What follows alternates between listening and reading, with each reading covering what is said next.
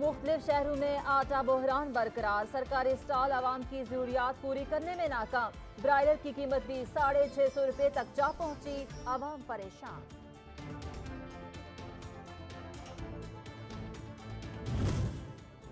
अवामी मुस्लिम league के सरबराह ने मुल्क में भारी आटा बहरान पर ट्वीट कर दिया। लिखा, 2 वक्त की रोटी के लिए पहली शहादत मीरपुर खास में हो गई।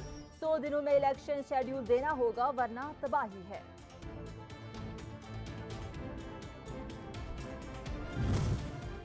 और हुकूमत सिर्फ इमरान खान का सियासी कद कम करने की नाकाम कोशिश में मसरूफ रहे। अब बाकी मामलात की तरह आटे का ये बहरान भी हाथ से निकलता जा रहा है। फवाद चौधरी की तनकीद।